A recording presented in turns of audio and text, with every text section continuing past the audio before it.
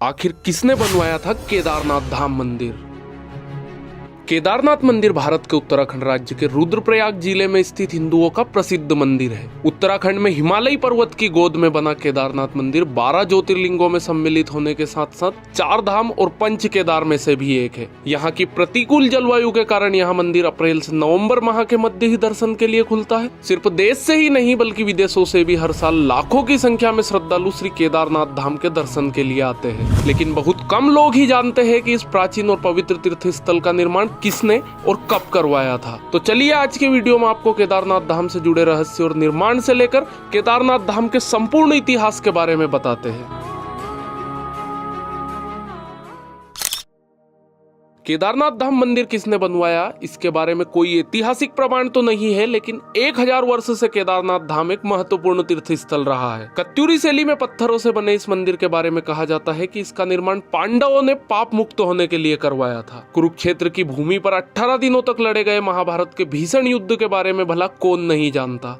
इस युद्ध में सभी रिश्तों की बलि चढ़ गई थी, फिर चाहे वह गुरु शिष्य का रिश्ता हो, भाई भाई का या चाचा भतीजे का। 18 दिनों तक निरंतर कुरुक्षेत्र की भूमि कौरव व पांडव की सेना के रक्त से लाल हो गई थी। महाभारत का युद्ध समाप्त होने के पश्चात विजयी तो अवश्य ही पांडवों की हुई थी, लेकिन तब तक बहुत देर हो चुकी थी क्योंकि उन्होंने भी बहुत कुछ खो दिया था। युद्ध समाप्ति के कुछ समय बाद जब सभी पांडव भगवान श्री कृष्ण के पास बैठकर युद्ध के परिणामों व प्रभावों के बारे में चर्चा कर रहे थे, तब श्री कृष्ण ने उन्हें पश्चाताप करने को कहा। श्री कृष्ण के अनुसार पांडवों के ऊपर ब्रह्म हत्या, गोत्र हत्या, कुल हत्या, गुरु हत्या इत्यादि कई पाप चढ़ चुके थे। इसके लिए उनका प्रायश्चित करना आवश्यक था। पांडवों ने इसका उपाय पूछा तो श्री कृष्ण ने बताया कि उन्हें इन पापों की मुक्ति केवल भगवान भोलेनाथ ही दे सकते हैं। इसके पश्चात सभी पांडव भगवान श्री कृष्ण की आज्ञा से भगवान शिव से मिलने के लिए काशी नगरी की ओर चले गए। हालांकि भगवान शिव को पांडवों के उनसे मिलने आने की सूचना पहले ही मिल चुकी थी, लेकिन वे उनसे मिलना नहीं चाहते थे। भगवान शिव पांडवों के द्वारा किए गए ब्रह्म हत्या व गोत्र हत्या के पाप से अत्यधिक क्रोधित थे, इसलिए वे पांडवों से बिना मिले ही वहां से चले गए। पांडवों ने काशी नगरी में भगवान शिव को हर जगह ढूंढा,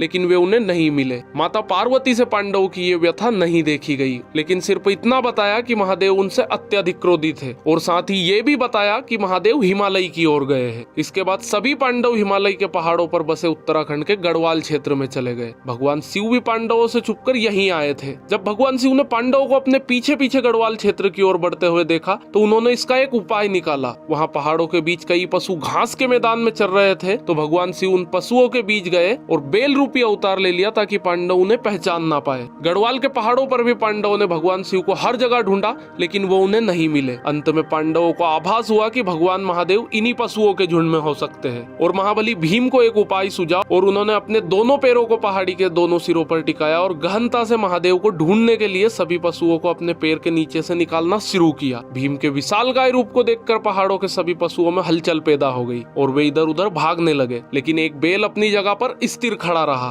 उस बेल पर भीम के विशालकाय रूप का कोई प्रभाव नहीं दिखा। यहाँ देखकर भीम समझ गया कि यही बेल महादेव का रूप है जो बेल का अवतार लेकर हमसे छिप रहे हैं। महादेव को भी पता चल गया कि भीम ने उन्हें पहचान लिया है। यहाँ देखकर वे बेल रूपी अवतार के साथ धरती में समाने लगे। भगवान शिव के बेल अवतार को धरती में समाते देख भीम तेजी से उनकी तरफ लपका और बेल की पीठ अपने हाथों से जकड़ ली। भीम के द्वारा बेल की पीठ अपने हाथों से जकड़े जाने के कारण वह वहीं पर रह गई, जबकि बेल के अन्य 4 भाग उत्तराखंड के 4 अन्य स्थलों पर निकले। आज उन्हीं 4 स्थलों पर 4 अन्य केदार है। इनमें भगवान शिव के बेल रूपी अवतार का मुख रुद्रनाथ में, भुजाएं टुंगनाथ में, नाभि मध्य महेश्वर में व जटाएं कल्पेश्वर में प्रकट हुई थी।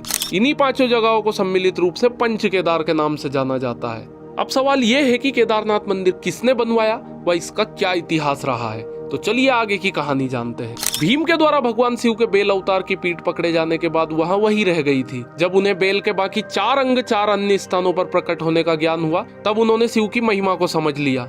इसके बाद पांडवों के द्वारा ही इन 5 जगहों पर शिवलिंग की स्थापना कर शिव मंदिरों का निर्माण करवाया गया। इससे भगवान शिव सभी पांडवों से अत्यधिक प्रसन्न हुए और उन्हें सभी पापों से मुक्त कर दिया। हालांकि इसके बाद पांडवों के पोते जन्मेजय ने केदारनाथ मंदिर के निर्माण को और आगे बढ़ाया और यहाँ आम लोगों को पूजा करने की अनुमति प्रदान की। इसलिए केदारनाथ मंदिर के निर्माण में जन्मेजय का भी योगदान था। समय के साथ साथ पांडवों के द्वारा बनाया गया यहाँ मंदिर जर्जर हो गया व कई जगह से क्षतिग्रस्त हो गया। फिर जब भारत की भूमि पर शंकराचार्य ने जन्म लिया तब उनके द्वारा संपूर्ण भारत भूमि की पैदल यात्रा की गई व चारों दिशाओं में 4 धाम की स्थापना की गई। तब आदि शंकराचार्य ने इस केदारनाथ मंदिर का पुनः निर्माण करवाया था, जिसे आज हम देखते हैं। इसके बाद अपने जीवन के अंतिम समय में आदि शंकराचार्य ने इसी केदारनाथ मंदिर के पास ध्यान लगाया था व समाधि ले ली थी। उनकी समाधि आज भी केदारनाथ मंदिर के पास ही स्थित है। फिर 10वीं से 13वीं शताब्दी के बीच कई भारतीय राजाओं ने मंदिर का जीर्णोद्धार करवाया था, लेकिन कहा जाता है कि 13वीं शताब्दी के बाद केदारनाथ मंदिर विलुप्त हो गया था। केदारनाथ ने केवल 2013 की प्राकृतिक आपदा ही नहीं झेली थी, बल्कि 400 वर्षों तक यहाँ मंदिर बर्फ से ढका रहा था। जी हाँ, सही सुना आपने। वाडिया इंस्टीट्यूट हिमालय देहरादून के द्वारा एक शोध किया गया